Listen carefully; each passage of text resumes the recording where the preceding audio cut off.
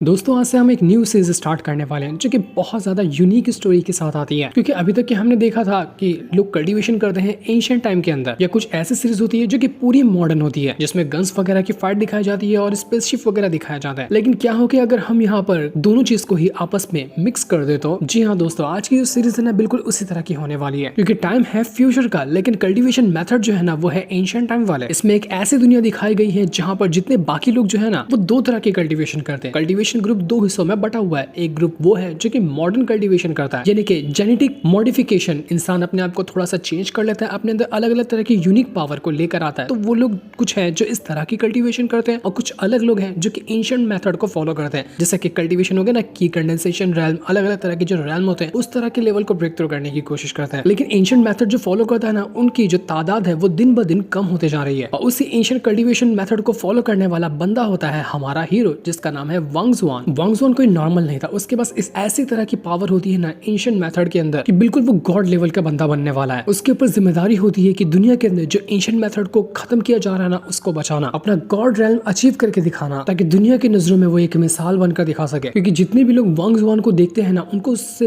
बहुत ज्यादा नफरत होती है, क्योंकि ये मॉडर्न मेथड को फॉलो क्यों नहीं करता। लेकिन अपना वांग जुआन वो एंशिएंट मेथड, एंशिएंट टेक्निक को सीखकर इतना ज्यादा स्ट्रॉन्ग कल्टीवेटर बनकर दिखाता है ना जिसका हिसाब भी नहीं लगाया जा सकता। ये तो बस मैंने कुछ शुरुआत के ही पॉइंट्स आपको बताए हैं। ये स्टोरी इतनी ज्यादा यूनिक और इतनी ज्यादा कमाल की होने वाली है ना, जिसे देखकर आपका एकदम मूड फ्रेश हो जाएगा, क्योंकि आप कुछ नया एक्सपीरियंस करेंगे एकदम यूनिक स्टोरी के साथ। तो चलिए आज से ही हम इस सीरीज को शुरू करने वाले हैं। तो सीरीज की शुरुआत में हमें स्पेस का सीन दिखाया जाता है, जहाँ पर कुछ ना स्पेसशिप वगैरह आती है। यहाँ पर आने के बाद वो ये कह रही थी कि हम ना टारगेट को खत्म करने वाली जगह पर पहुंच चुके हैं। हमें खबर मिली है कि यहीं पर एक ऐसा बंदा है जिसके पास सेलेस्टियल बॉडी है, जो कि इतनी ज्यादा स्ट्रॉन्ग है उसका हिसाब भी नहीं लगाया जा सकता। तो उसी को हम खत्म करने के लिए पहुंचे हुए हैं। लेकिन तभी वहां पर उनको एक अजीब सा ऑरा महसूस होता है, और जैसे वो ऑरा महसूस हो रहा था ना, वहां पर एक बंदे की एंट्री होती है जो कि कोई गॉड से कम नहीं लग रहा था। वो बहुत ज्यादा स्ट्रॉन्ग होता है, और इसी को खत्म करने के लिए वो लोग यहाँ पर पहुंचे हुए थे। जितनी भी स्पेसशिप वगैरह थी ना, वो अपने अटैक को तैयार करना शुरू कर देते हैं। वो अपनी सारी पावर को यूज कर रहे थे ताकि ये जो सेलेस्टियल बॉडी वाला बंदा है इसको डिस्ट्रॉय किया जा सके। तो जैसे यहाँ पर स्पेसशिप वगैरह की पावर एक्टिवेट होती है, उन्होंने अपना अटैक किया भी नहीं था, लेकिन उससे पहले ही यहाँ पर वो जो बंदा आया हुआ था ना, वो अपनी पावर को एक्टिवेट कर लेता है। और जैसे उसने अपनी पावर को एक्टिवेट करते हुए अपने वेपन को बाहर का निकाला, कि उसका वेपन इतना ज्यादा स्ट्रॉन्ग होता है कि सिर्फ एक अटैक के अंदर जितनी भी स्पेसशिप वगैरह थी ना, सेकंड भर के अंदर वहां पर डिस्ट्रॉय हो चुकी थी। जिसके बाद हम यहाँ पर ना हमारे हीरो वांग जुआन को देखते हैं, और ये जो चीज अभी हमने देखी ना, वो हमेशा से यहाँ पर वांग जुआन को अपने सपने में आया करती है। वांग जुआन कहता है कि वो बंदा असल में है कौन जिसको मैं हमेशा अपने सपने के अंदर देखा करता हूँ। लोग कहते हैं कि वो चाइल्ड ऑफ डेस्टिनी है, लेकिन आखिर ये सपना मुझे ही हमेशा क्यों आता है? आखिर उस बंदे से जो कि स्पेसशिप को डिस्ट्रॉय किया है उससे मेरा क्या लेना देना है? इसके बाद वांग जुआन अपने कमरे के बाहर निकल कर आता है। ये दुनिया बिल्कुल मॉडर्न वर्ल्ड था, जहाँ पर बड़ी बड़ी बिल्डिंग होती है और सब कुछ एकदम मॉडर्न हो चुका था। वांग जुआन हमें बता रहा होता है कि ये दुनिया पहले ऐसी नहीं थी, यहाँ पर बिल्कुल एंशिएंट मेथड ही फॉलो किया जाता था। लेकिन आज से करीब 100 साल पहले ना वर्ल्ड वॉर शुरू हो गया। लोग आपस में ही एक दूसरे के साथ लड़ना शुरू कर दिए। लोगों को बस एक दूसरे के इलाके पे कब्जा करना था, इस वजह से उन्होंने एक दूसरी जगह को ही बर्बाद करना शुरू कर दिया। उसके बाद दुनिया ने इतनी ज्यादा मेहनत की ताकि अपने आप को वापस से रिकवर किया जा सके, क्योंकि पूरी जो अर्थ थी उसकी हालत खराब हो चुकी थी।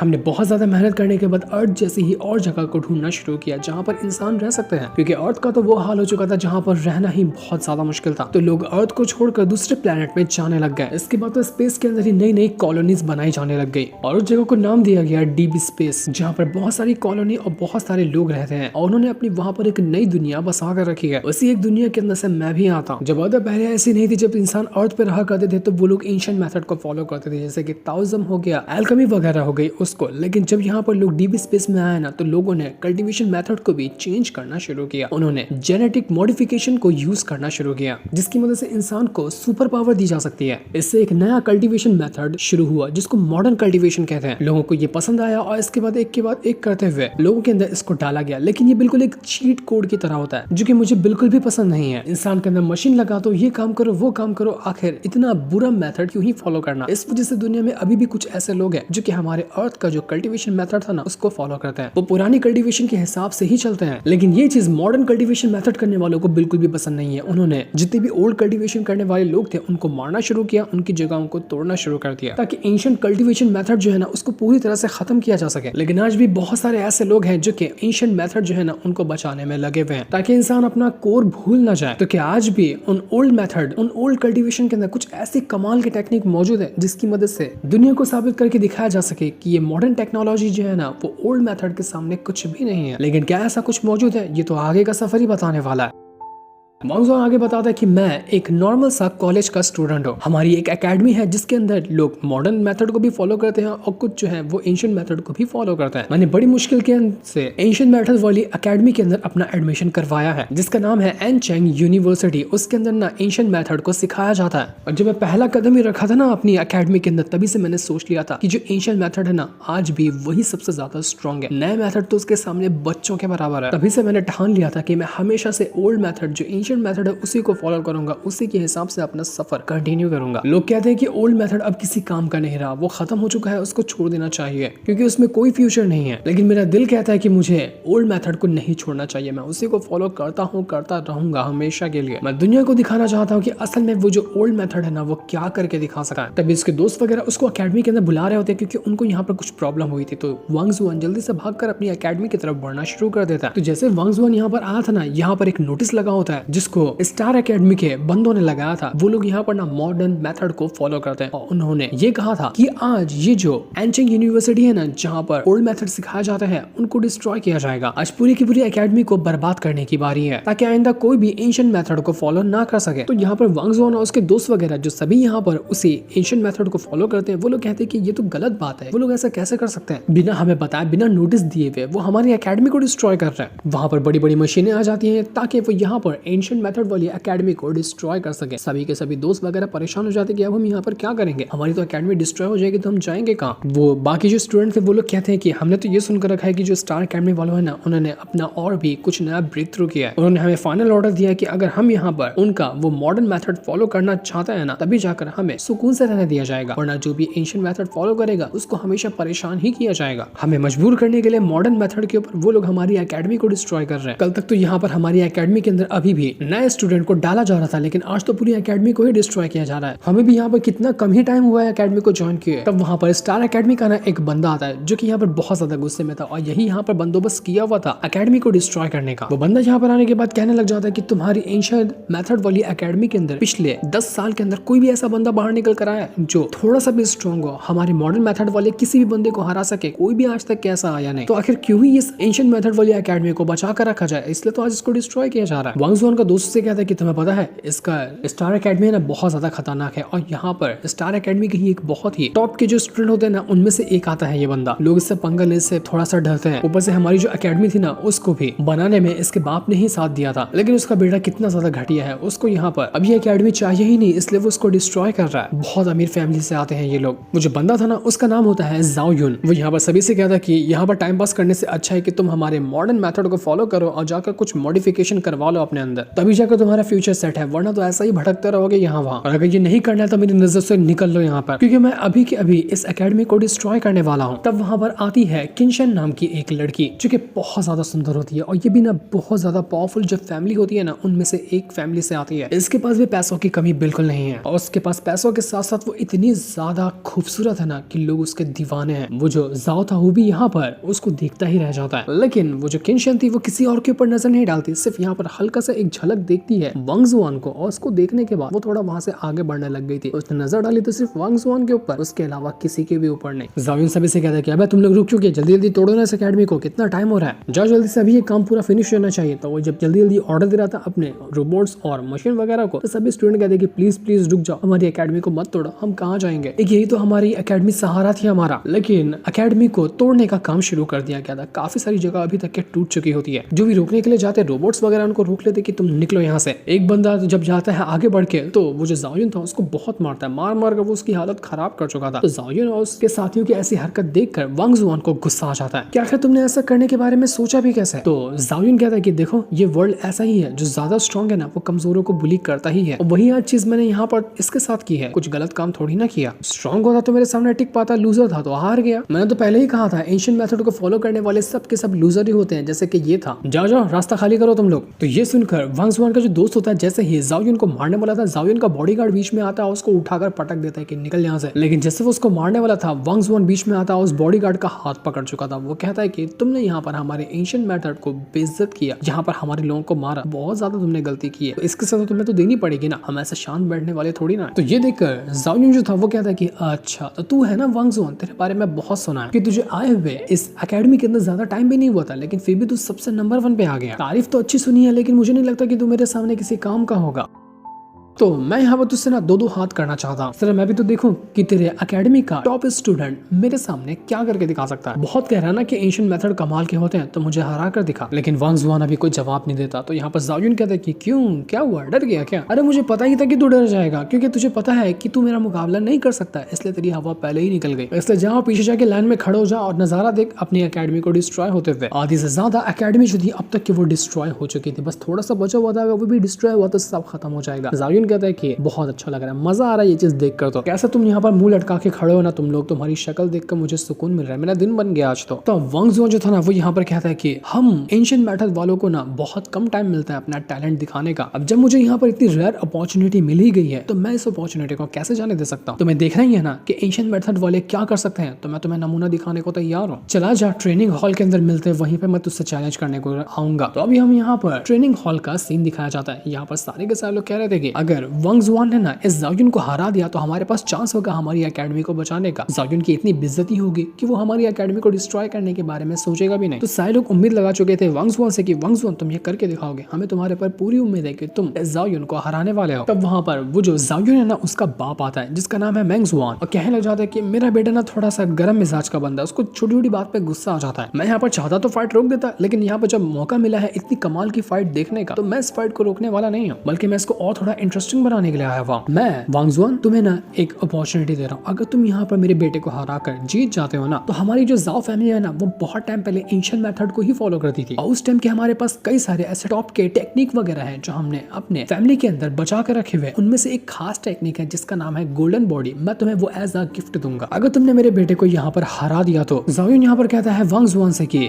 देख ले यहाँ पर ना इतना जल्दी मत हार जाना, वरना तेरे जो एकेडमी है उसकी बड़ी वाली बेइज्जती होगी। थोड़ी बहुत मुझे टक्कर देगा तो मुझे भी मजा आएगा तेरे साथ फाइट करने में। यहाँ पर सारे के सारे लोग यहाँ पर वांग जुआन को ना चीयर कर रहे होते कि कमाल की बात है, तुम यहाँ पर ना दिखाते ना उन लोगों को कि एंशिएंट मेथड कितने कमाल के होते हैं। मैंग जुआन जो था वो अपने बॉडीगार्ड से कहते हैं कि इस फाइट को ना रिकॉर्ड करो, मैं देखना चाहता हूँ कि किस तरह से मेरा बेटा इस वांग जुआन को हराता है, क्योंकि मेरा बेटा जेनेटिक मेथड को फॉलो करता है, उसकी काबिलियत के सामने भी ये वांग जुआन टिक नहीं पाएगा। क्योंकि बहुत सारी फैमिली ऐसी है जो कि भरोसा नहीं करती है मेरे बेटे के ऊपर, उनको लगता है कि वो कमजोर है, लेकिन आज इस वांग जुआन को ना हरा कर मेरा बेटा साबित कर देगा कि वो कमजोर नहीं है। तब वहां पर किंशन जो थी ना वो भी आकर पहुंच जाती है, वो भी इस फाइट को देखने के लिए आई हुई थी। तो मैंग जुआन कहता है कि अरे वाह तुम भी यहाँ पर आई हो, मैं तो इंतजार ही कर रहा था कि तुम यहाँ पर आकर ये फाइट देखो, क्योंकि मैं तुम्हें नजरों से तुम्हारी ये दिखाना चाहता हूँ कि मॉडर्न मेथड जो है ना वो कितने कमाल के होते हैं। इसलिए तो हमारी फैमिली ने एशियन मेथड को छोड़कर मॉडर्न मेथड पे शिफ्ट किया है, और तुम्हें भी वही करना चाहिए। उसका नमूना तुम यहाँ पर देख ही लेना कि कैसे वांग जुआन हारता है मेरे बेटे के सामने। तो किंशन भी ये चीज देखने के लिए तैयार हो चुकी थी, लेकिन उसको भरोसा था कि यहाँ पर जीतेगा तो वांग जुआन ही। तो अब यहाँ पर जाओ युन जो था वो कहता है वांग जुआन से कि चल बेटा तैयार हो जा, अपने पावर को यूज करो, मुझ पर अटैक करके दिखा। तो दोनों यहाँ पर एक दूसरे से लड़ने के लिए तैयार हो चुके थे। चाहता है जाओ युन वांग जुआन के ऊपर अटैक करने के लिए, जहाँ उसके हर एक पंच जो थे ना वो बहुत ज्यादा स्ट्रॉन्ग थे। वो वांग जुआन को अच्छी टक्कर दे रहा था, लेकिन वांग जुआन भी उसको बहुत मारता है, और दोनों का जो बैटल था ना एक पल के लिए यहाँ पर बराबर लग रहा था। तो ये देखकर वो जाओ युन कहता है कि अरे वाह तुमने मुझे टक्कर तो अच्छी दी, फाइट करके मजा आ रहा है तुम्हारे साथ, लेकिन अभी तक तुमने अपने कोई एंशिएंट मेथड को यूज नहीं किया, कोई टेक्निक नहीं है क्या तुम्हारे पास? है तो जरा उसको यूज करके दिखाओ ना। लेकिन बिना टेक्निक यूज कर रही वांग जुआन यहाँ पर उसको इतना मार रहा था, तो यहाँ पर उसको टेक्निक यूज करने की जरूरत ही नहीं पड़ती, और मार मार कर उसने जाओ युन की हालत खराब कर दी थी, वो ढंग से खड़ा ही नहीं हो पा रहा था। तो जाओ युन कहता है कि मैंने तुझे अंडर एस्टिमेट किया, तू सच में तेरे पास कुछ तो कुछ पावर है, तुझसे फाइट करने में मजा आ रहा है, अब मैं यहाँ पर रुकने वाला नहीं हूँ, अब मैं सारे मेथड यूज करूंगा तेरी जान लेने के लिए। तो वो यहाँ पर अपनी जेनेटिक मॉडिफिकेशन जो है ना उसको यूज करना शुरू कर दिया, जिस वजह से उसके अंदर से एक अजीब सी पावर क्रिएट हो रही थी, और उसके जो जेनेटिक्स होते हैं ना वो मॉडिफाई होते जा रहे थे। इस वजह से वो नॉर्मल से काफी ज्यादा स्ट्रॉन्ग बन जाता है, वो अनडिस्ट्रक्टेबल बनते जा रहा था। वो कहता है वांग जुआन से कि तो अपनी पावर नहीं दिखाने वाला, कोई एंशिएंट मेथड यूज कर, मैंने भी अपनी पावर को यूज कर लिया, इसके बाद फाइट करने में मजा आएगा। अब तो यहाँ पर ज़ायुन की स्पीड, उसके अटैक, उसका हर एक चीज इतना ज्यादा स्ट्रॉन्ग हो चुका था जिसका हिसाब भी नहीं लगाया जा सकता। वांग जुआन कहना चाहते कि ये बंदा एक बार के अंदर अपनी मॉडिफिकेशन को यूज किया और कम से कम 2 रैम बाद के जो बंदे होते हैं ना, जैसे कि किसी ने अपना की कंडेंसेशन रैम ब्रेक थ्रू किया, उसके बाद दूसरा रैम ब्रेक थ्रू किया, तो तीसरे रैम की पावर को एक बार के अंदर यूज कर पा रहा है। एक पल के अंदर इतना स्ट्रॉन्ग अटैक बना लिया जिसका हिसाब भी नहीं लगाया जा सकता। लेकिन फिर भी वो यहाँ पर उससे टक्कर तो दे ही रहा था उसको। ज़ायुन अपने कई सारे क्लोन को भी रेडी करता है, उसके बाद वो यहाँ पर अटैक करने की कोशिश करता है वांग जुआन के ऊपर। लेकिन वांग जुआन अभी तक कि यहाँ पर वैसे ही खड़ा था। वो कहता है कि मुझे लगता है यहाँ पर ब्रेक थ्रू करना पड़ेगा, जब तक मैं ब्रेक थ्रू नहीं करूंगा तब तक मैं इसका मुकाबला नहीं कर सकता, मुझे अपने एंशिएंट मेथड यूज करने पड़ेंगे, अपनी पावर को इंक्रीज करना पड़ेगा, तभी जाकर मैं इसको हरा सकता हूँ, वरना मेरी जान जाने वाली है, ये मुझे बिल्कुल भी नहीं छोड़ेगा।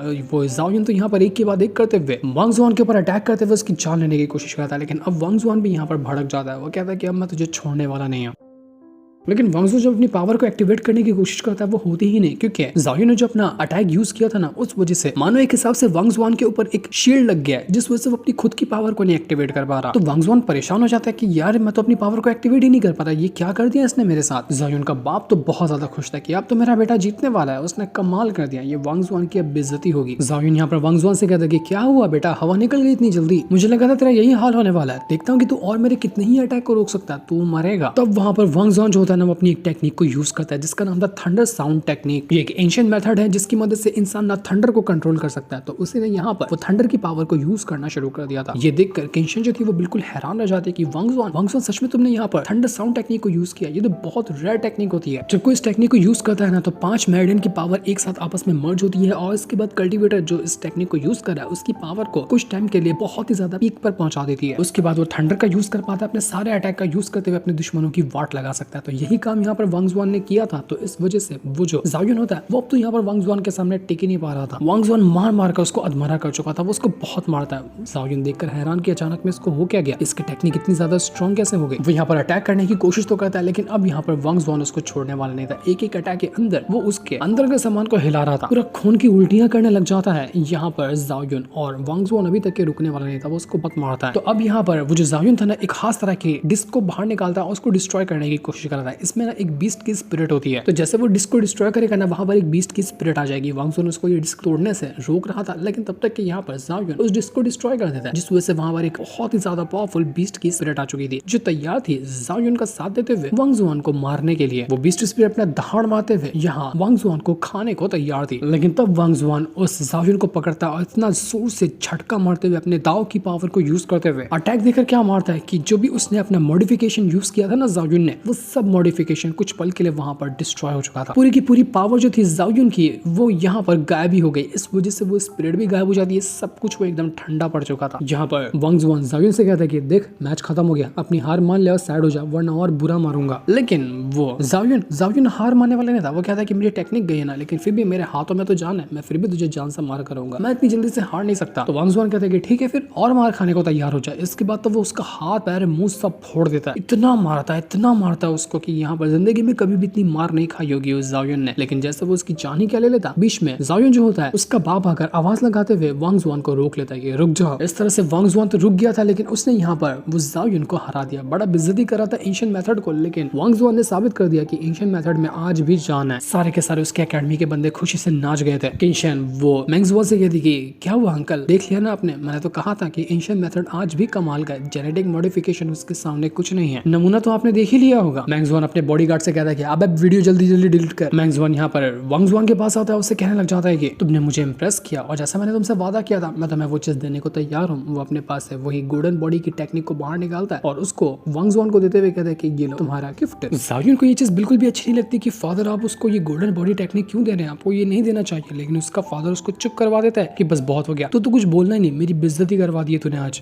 लेकिन गुस्से में आकर वो अपने बॉडीगार्ड से कहता है कि वो जो एंशिएंट मेथड की एकेडमी है ना, उसको तो छोड़ना नहीं, इन स्टूडेंट को टाइम दे दो कि अपना सामान वगैरह बाहर निकाल ले, लेकिन एकेडमी तो आज बचने नहीं वाली है। तो स्टूडेंट वगैरह कहते हैं कि क्या कर सकते हैं हम लोग, हमें कुछ और ठिकाना ढूंढना पड़ेगा, हम सबको यहाँ से जाना ही होगा। तो वांग जुआन का दोस्त से कहता है कि अब हम क्या करेंगे, कहाँ जाएंगे। जिस पर वांग जुआन कहते हैं कि जब हम रास्ता ढूंढने निकलते हैं ना, तो कोई ना कोई रास्ता मिल ही जाता है, इसलिए फिक्र मत करो, सब ठीक ही होगा। ऐसी कोई तो कोई जगह भी मौजूद होगी जहाँ पर हम अपने एंशिएंट मेथड को ना और ज्यादा स्ट्रॉन्ग बना सकते हैं। इसके बाद वांग जुआन जब अपने लॉकर के पास आता है ना, उसको वहाँ पर एक अजीब सा कार्ड रखा हुआ मिलता है। वांग जुआन देखकर हैरान कि ये कार्ड क्या है और किसने ये कार्ड रखा हुआ है। है। साथ ही साथ हम कुछ लोगों को भी देख पाते हैं जिन्होंने ना वांग जुआन के ऊपर नजर रखी हुई थी। वो उसकी पल पल की एक्टिविटी के ऊपर नजर रखते हुए उसको देख रहे थे कि वो करता क्या है, लेकिन ये लोग कौन थे, क्यों उसके ऊपर नजर रख रहे थे, ये तो अभी हमें नहीं दिखाया जाता। इसके बाद अगले सीन में हम एक स्पेस का सीन देखते हैं जहाँ पर एक बहुत ही ज्यादा सुंदर लड़की होती है। ये बहुत ज्यादा प्यारी दिख रही थी, लेकिन ये थी कौन, क्या ये कर रही है यहाँ पर, इसके बारे में भी हमें अभी कुछ खास नहीं बताया गया। वो आगे चलकर पता चलेगा। तो वांग जुआन को वो जो कार्ड मिला था ना उसके पास, तो वो उसी का एड्रेस ढूंढते हुए जगह पर जा रहा होता है ताकि देख सके कि किसने उसको ये कार्ड भेजा है। आगे बढ़ते हुए एक ऐसी जगह पर आ जाता है जिसका नाम था स्टेलर कॉर्पोरेशन। तो जैसे स्टेलर कॉर्पोरेशन के अंदर वांग जुआन आया था ना, वहां पर एक बंदा बैठा होता है जिसका नाम था किन्मो। वो कहता है कि वांग जुआन आओ बैठो, मैं तुम्हारा इंतजार कर रहा था, मुझे पता था कि तुम यहाँ पर जरूर आओगे। तो वांग जुआन कहता है कि आपको यकीन था कि मैं यहाँ पर जरूर आऊंगा, जिस पर किन्मो कहता है कि हाँ बिल्कुल, मुझे पता ही था कि तुम्हें यहाँ पर आना ही पड़ेगा क्योंकि तुम्हारी एकेडमी तो वैसे भी डिस्ट्रॉय हो चुकी है, लेकिन मुझे ये भी पता है कि तुम अभी तक अपना एंशिएंट मेथड को छोड़ने नहीं वाले, तुम उसी को फॉलो करोगे। कल जो तुमने जायुन के साथ किया ना, उसको देखकर मैं इंप्रेस हुआ, बहुत अच्छा टैलेंट है तुम्हारे अंदर।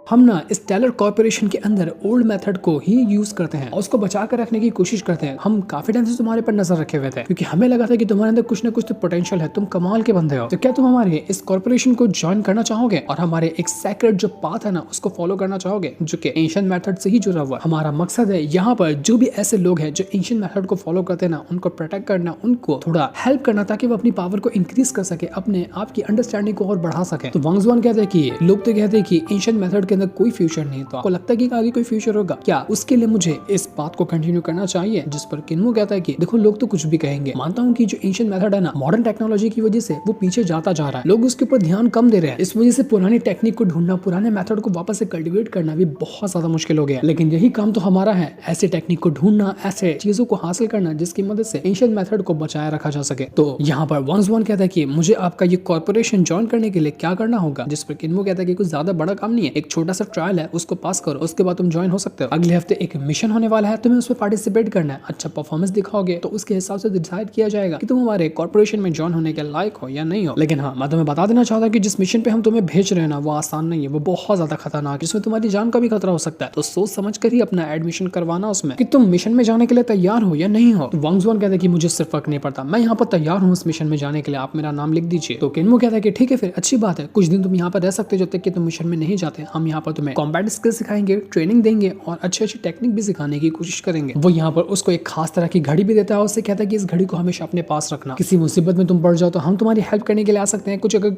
हेल्प की जरूरत हो तो तुम इससे हमें कांटेक्ट कर सकते हो और इससे हमारी नजर अच्छी रहेगी तुम्हारे ऊपर, तुम्हारी फिजिकल कंडीशन के ऊपर कि तुम्हारा अंदर से हाल क्या चल रहा है, सब कुछ हम मॉनिटर कर सकते हैं इस घड़ी की वजह से। तो इसको तुम अपने पास हमेशा रखना। और जो भी यहाँ पर ओल्ड मेथड को फॉलो करता है ना, उसका आखिरी मकसद होता है इमॉर्टैलिटी हासिल करना, एक गॉड लेवल पे जाना। तो वहां तक जाने के लिए बहुत सारे मिस्ट्रीज है जिसको तुम्हें सॉल्व करना होगा, क्योंकि अब मॉडर्न टाइम के अंदर ना उन मिस्ट्री को ढूंढना बहुत ज्यादा मुश्किल है। लेकिन अगर तुम्हें वहां तक पहुंचना है तो तुम्हें ये करना ही होगा। वो यहाँ पर एक मास्क भी देता है वांग जुआन को कि ये लो, ये मास्क पहन के रखना ताकि जब तुम मिशन पे जाओगे ना कोई तुम्हें पहचान ना सके, क्योंकि वरना आगे चलकर तुम्हारे लिए प्रॉब्लम हो सकती है। तो अब यहाँ पर वांग जुआन जो था ना, वो नया मास्क पहन लेता, थोड़े उसके बाल गोल्डन हो चुके थे और ये यहाँ पर मिशन में शामिल हो चुका था। आज ही मिशन वाला दिन था तो सभी लोग तैयार थे मिशन पे जाने के लिए। वहाँ पर और भी कई सारे लोग शामिल थे जो सभी इस मिशन पे जाने वाले हैं, तो उनके साथ वांग जुआन भी शामिल हो चुका था। तो यहाँ पर एक बंदा होता है, वो यहाँ पर सभी को सिखा रहा था कि हमें इस मिशन के अंदर करना क्या है। और वो बंदा था किन्मो। वो कह रहा होता है कि हमें जहाँ पर भेजा जा रहा है ना, वो एक माउंटेन वाली जगह है जो बहुत ज्यादा खतरनाक है। हम जानते हैं कि जाओ फैमिली जो है ना, वो बहुत ज्यादा खतरनाक है। उनके पास एक खास तरह का स्क्रोल है जिसके अंदर अजूर माउंटेन की सारी जानकारी लिखी हुई है। उस स्क्रोल के जरिए हमें ये पता चल सकता है कि अजूर स्टोन माउंटेन के अंदर ना कितने सारे तरह के ट्रेजर छुपे हुए हैं। हम उस स्क्रोल को हासिल करने के लिए काफी टाइम से उनके साथ लड़ रहे थे ताकि हमें पता चले कि उस अजूर स्टोन माउंटेन के अंदर ना कितने ट्रेजर मौजूद हैं, उनकी डिटेल मिल जाए। क्योंकि ऐसा कहा जाता है कि अजूर स्टोन माउंटेन के अंदर ना लेजेंडरी इमॉर्टल वगैरह जो है ना, उनसे जुड़ी हुई टेक्निक वगैरह, उनके जुड़े हुए ट्रेजर मौजूद है। तो ये सारी बात सुनकर वांग जुआन जो था वो थोड़ा सा परेशान हो रहा था कि ये तो वही जाओजुन की फैमिली है और उन्हीं के पास वो स्क्रोल मौजूद है क्या जिसमें माउंटेन के ऊपर ट्रेजर वगैरह की जानकारी लिखी है। बाकी के लोग कहना चाहते हैं कि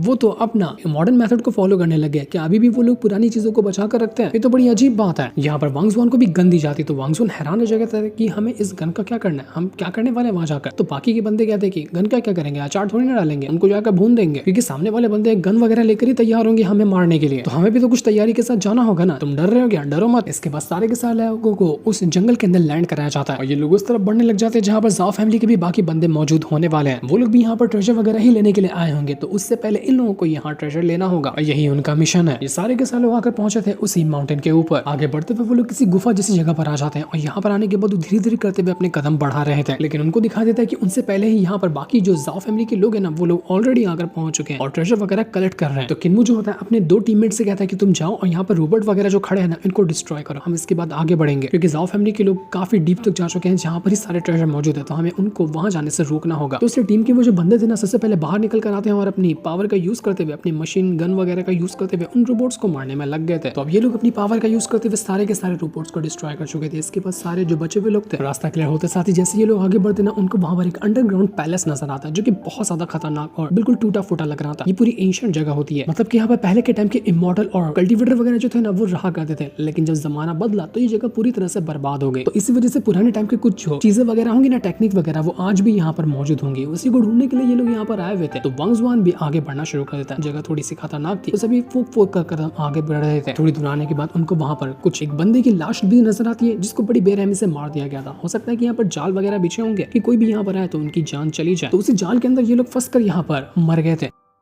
तो किन्मू जो होता है वो सभी से कहता है कि सावधान रहना और जहाँ पे भी देखो ना कुछ भी जान नजर आए तो अच्छे से कदम आगे बढ़ाना, वरना तुम्हारी भी जान इसी तरह से जा सकती है। हम यहाँ पर बिल्कुल रिस्क भरा काम करने के लिए आए हुए हैं, तो इसमें रिवॉर्ड भी ज्यादा है तो रिस्क भी उतना ही ज्यादा है, इसलिए ये लोग दोबारा से आगे आराम से बढ़ना शुरू कर देते हैं। लेकिन जैसे ये लोग आगे बढ़े थे उनको वहां पर वो जो जाओ फैमिली के कुछ बंदे नजर आते हैं, तो ये लोग चुपके से उनके पास जाते हैं और पीछे से उनके ऊपर अटैक करते हुए जाओ फैमिली के बंदों को वो मारने लग गए थे। थोड़ी दूर आने के बाद वहां पर कुछ और बंदे होते जाओ फैमिली के, उनको वहां पर कुछ ट्रेजर भी मिला था जिससे पाकर वो लोग काफी ज्यादा खुश थे और उसको लेकर जा रहे थे। लेकिन तभी वो जो जाओ फैमिली के कुछ बंदे आए हुए थे ना उनको पता चलता है कि उनके किसी साथियों को मार दिया गया। तो ये देख के वो लोग हैरान रह जाते हैं कि लगता है कुछ तो कोई यहाँ पर आया है, इसलिए जितना ट्रेजर होता है ना सबसे पहले उसको हासिल करो, उसको लेकर यहाँ से निकलो। अभी तक जितना ट्रेजर हमें मिला है उसको लेकर तुम लोग यहाँ से आगे बढ़ो, मैं उनको देखता हूँ कि कौन यहाँ पर आया हमें रोकने के लिए। इसी के साथ साथ वो जो वांग जुआन की जो टीम यहाँ पर आई हुई थी वो भी अपना कवर ले लेती है, वो तैयार थे अटैक करने के लिए सभी जाओ फैमिली के बंदों के ऊपर। वो लोग कहते हैं कि मैं यहाँ से अपना कवर ले चुका हूँ, जैसे तुम गिनती गाओगे ना मैं अटैक करना शुरू कर दूंगा। तो जैसे इनको परमिशन मिलती है ना वो लोग अटैक करना शुरू कर चुके थे। जाओ फैमिली के बंदे वहां पर तुरंत अपनी पावर का यूज करते हुए वांग जुआन की टीम के ऊपर अटैक करना शुरू करते हैं। दोनों की तरफ से यहाँ पर ये जो बैटल था वो शुरू हो चुका था। दोनों एक दूसरे के ऊपर अटैक करते हुए एक दूसरे की जान लेने की कोशिश कर रहे थे। एक तरफ होती है वो जाओ फैमिली और दूसरी तरफ होती है वांग जुआन की टीम। ये दोनों यहाँ पर एक दूसरे के ऊपर अटैक कर रहे थे और उनका बैटल्स काफी ज्यादा इंटेंस हो चुका था। वांग जुआन भी बीच में आता है और अपनी पावर का यूज करते हुए, अपने एंशिएंट मेथड का यूज करते हुए उनके ऊपर अटैक करने लग गया था। तो जाओ फैमिली का जो कैप्टन था वो यहाँ पर वांग जुआन से कहता है कि ये हमारी चीज है जिसको हम लेने के लिए आए हैं और कोई भी हमसे छीनने की कोशिश करेगा हम तुम्हें छोड़ेंगे नहीं। लेकिन फिर भी वांग जुआन की जो टीम थी ना वो यहाँ पर ज्यादा स्ट्रॉन्ग नजर आई थी। उन्होंने सभी यहाँ पर जाओ फैमिली के बंदों को बहुत बुरी तरीके से टक्कर दी होती है और वो उनकी हालत खराब कर चुके थे। लेकिन तब वो लोग वहाँ पर एक खास तरह की मशीन गन को बाहर निकाल लेते हैं, उसकी मदद से वो यहाँ पर वांग जुआन की टीम के ऊपर अटैक करना शुरू कर चुके थे। वो लोग अपने आप को बचाने की कोशिश करते क्योंकि मशीन गन से मुकाबला करना इनके लिए बहुत ज्यादा मुश्किल था और इस वजह से वांग जुआन की जो एक टीम थी ना उसके एक बंदे की जान चली जाती, वो बेचारा वहाँ पर मारा गया। इस वजह से किन्मू जो होता है वो